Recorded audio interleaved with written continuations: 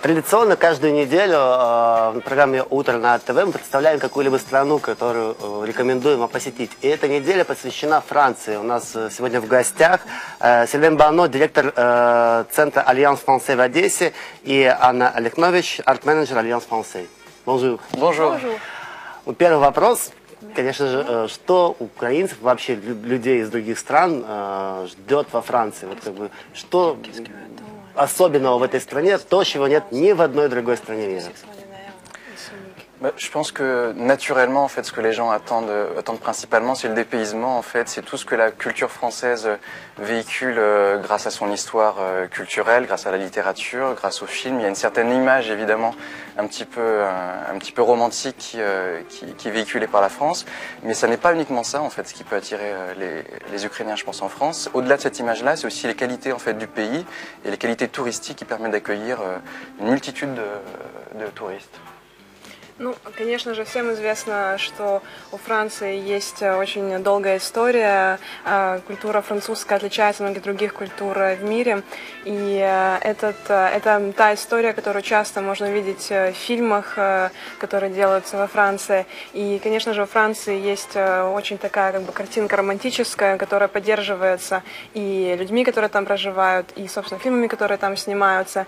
И, конечно же, во Франции присутствует очень большая любовь к жизни, и это чувствуется во всех сферах жизни. Ну вот, а романтическая Франция действительно известна из кинематографа, из литературы, из музыки. Но на самом деле, какая Франция? Вот есть, допустим, мнение, что все люди, которые хотят посетить Францию, в первую очередь, конечно, едут в Париж, в столицу. Но есть мнение, что Париж — это не Франция. C'est vrai que d'une part, en fait, Paris n'est pas la France. Paris est beaucoup plus large, en fait, de la même manière que en Ukraine. C'est vrai que si on ne pensait qu'à Kiev, on passerait à côté d'énormément de choses. On ne verrait pas, évidemment, la cité magnifique dans laquelle on vit, Odessa, ou même des villes comme Lviv ou d'autres lieux, ou la Crimée. Et la France, c'est un peu la même chose. C'est-à-dire qu'il y a énormément de régions, énormément de villes qu'il faut découvrir, qu'on ne connaît pas nécessairement, puisqu'elles n'ont pas été recensées dans la littérature plus que ça ou dans les films, mais qui valent vraiment le coup d'être vues. Et pour ça, c'est vrai que les offices de tourisme, en fait, permettent de rediriger vraiment les gens vers ces lieux-là. Et puis sur l'image romantique, je dirais que c'est avant tout, en fait, l'état d'esprit dans lequel on arrive, en fait, dans la ville qui permet d'adapter les rencontres et les visites qu'on fait à cet esprit romantique, à ce qu'on recherche dans l'architecture, dans les rues, dans la gastronomie. Ну, конечно же, Париж — это не вся Франция. Конечно же, во Франции есть много других прекрасных городов и регионов, которые нужно посетить.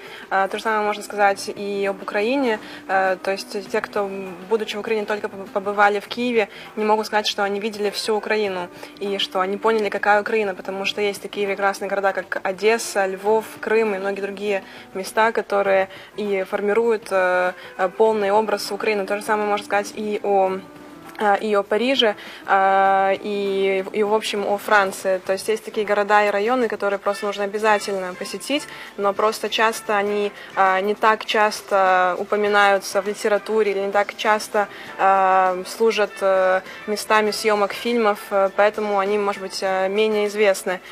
А если говорить, еще тоже Сильван добавил, что именно поэтому во Франции очень большая сеть существует офисов туризма, так называемых, то есть как бы информационных центров, которые и пытаются правильно направить туристов в правильные как бы места, которые, может быть, не очень известны, но и которые нужно обязательно посетить.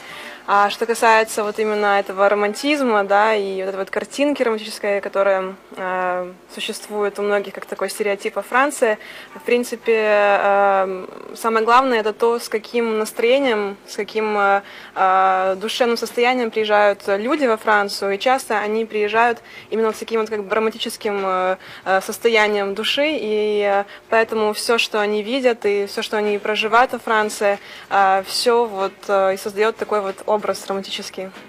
у вас есть вот любимый уголочек Франции? Вот как кто? Какой? Где он?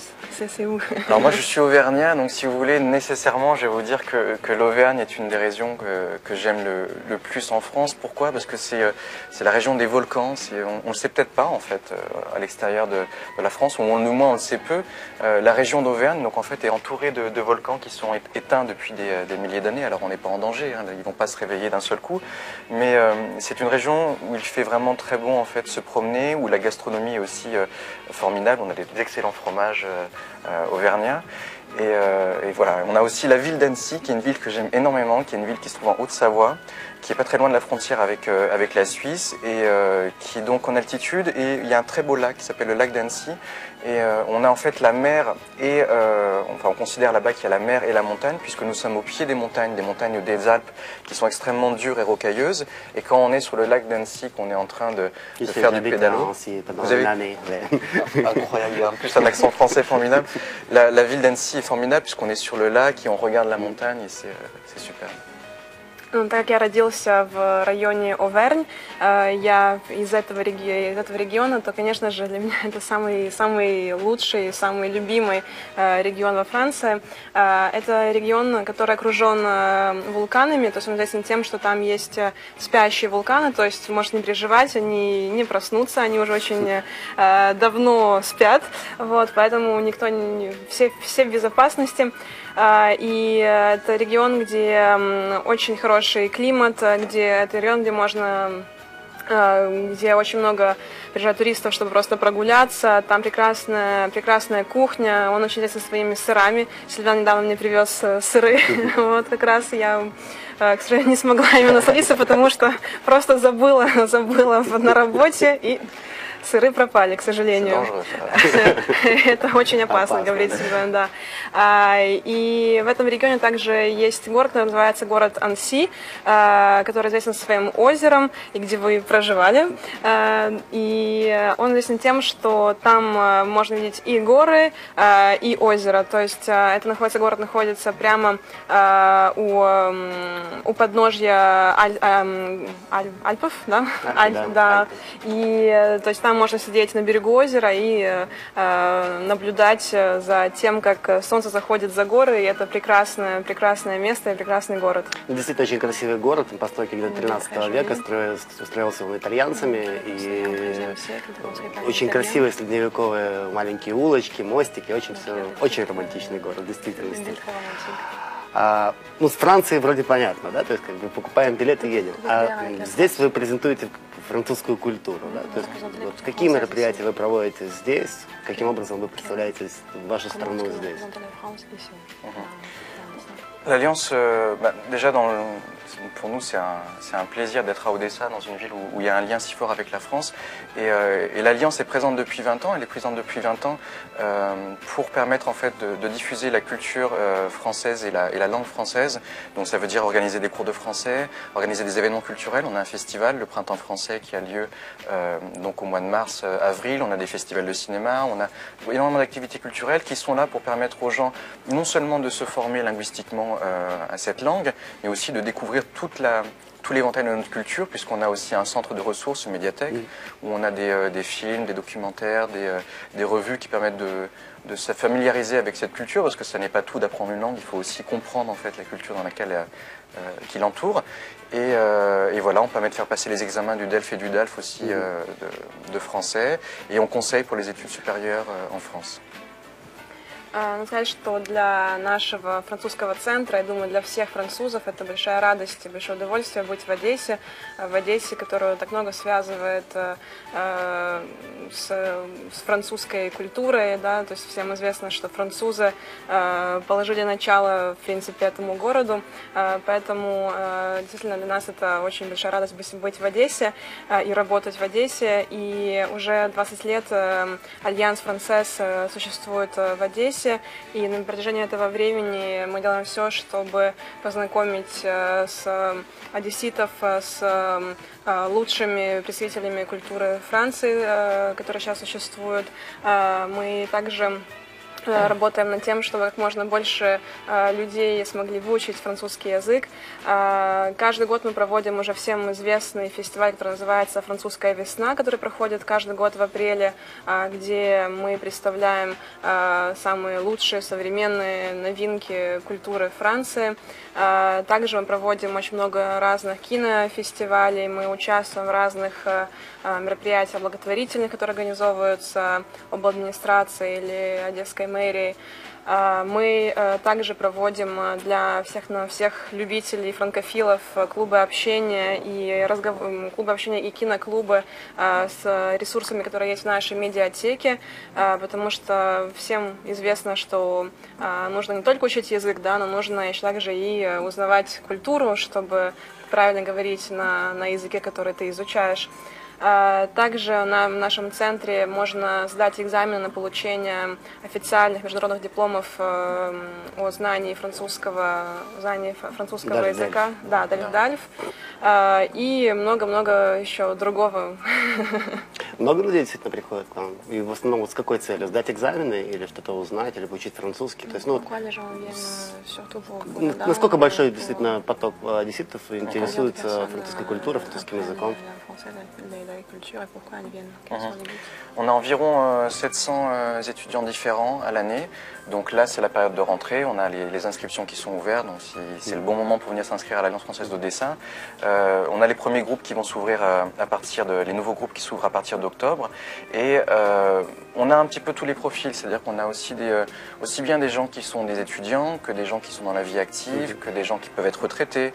On a des cours pour les enfants. On essaie de répondre en fait à toutes les attentes de notre public et qui correspond aussi d'une part à des classes, du moins à des types en fait de classes différents entre, comme on disait, voilà, les ingénieurs, les étudiants, les retraités, et puis les objectifs aussi qui peuvent être différents. Ça peut être simplement pour le plaisir en fait d'apprendre une langue, pour le plaisir de pouvoir écouter des films en français, de lire en français, parfois un objectif plus pragmatique sur le fait de faire ses études supérieures en France, de les continuer, parfois en fait en lien avec l'immigration au Québec qui est ouverte aux francophones mais pas uniquement, et pour lesquels on accompagne aussi les gens. Donc il y a vraiment, on essaie de répondre à toutes ces différentes demandes, puisque il y a autant d'étudiants que d'envies parfois différentes d'apprendre le français, même si au fond du cœur des gens, je crois qu'il y a toujours en fait un vrai amour de cette culture. Ce n'est pas juste un aspect pratique, c'est un plaisir d'apprendre, et le français, je crois, autant que le russe d'ailleurs, ou que l'ukrainien. Около 700 учеников занимаются в нашем центре. Здесь достаточно много одесситов все-таки желают выучить французский язык. Если говорить о публике, то у нас совершенно разная публика. Это и студенты, конечно же, по большей части. Это люди, которые уже работают и которые учат язык, например, для каких-то целей профессиональных.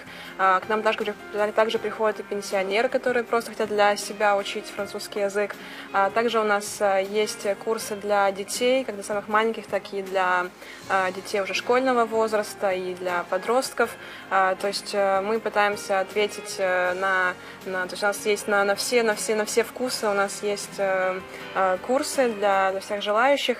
Если говорить, например, о целях, да, почему приходят учить язык, конечно же, есть много тех людей, которые просто приходят учить для себя, для своего удовольствия. Есть те, у которых более такие цели, может быть, прагматические, то есть те, которые хотят, допустим, уехать во Францию на учебу, так как у нас в центре также можно получить бесплатную консультацию по поводу высшего образования Франции. Собственно, я этим тоже занимаюсь, поэтому все желающие могут записаться и прийти на консультацию, где я рассказываю, как можно уехать во Францию на учебу. Поэтому очень многие стремятся учить язык и поехать во Францию, так как во Франции государственное образование бесплатное, то есть это многих привлекает. Также есть группа людей, которые учат язык, чтобы уехать, чтобы эмигрировать в Канаду. То есть у нас, да, в Квебек у нас есть специальные курсы именно для тех, кто хочет эмигрировать в Квебек. Вот. Но самое главное, нам кажется, что все-таки в этом городе большинство людей учат язык просто ради себя и ради удовольствия, потому что, ну, в Одессе, наверное, самое большее количество франкофилов во всей Украине. Еще расскажите, где вы находитесь, чтобы наши зрители знали, куда идти. Alors, on se trouve aux 3 rues Sadovaya, voilà, juste en face de la poste centrale d'Odessa, pas très loin de la place Saborna. Мы находимся на улице Садовая, 3, прямо напротив главпочтампа, совсем недалеко от центра и от Соборной площади. Изучайте французский язык, это действительно удовольствие учить этот язык. И вооружившись уже знаниями, полученными в Одессе, покупайте билет, едьте во Францию. Это прекрасная, интересная страна. А вам большое спасибо. У нас в студии был Сильвен Бано, это директор Alliance Français, и Анна Олехнович, арт-менеджер Alliance Français. Спасибо вам огромное. А мы вернемся в студию через небольшую музыкальную паузу.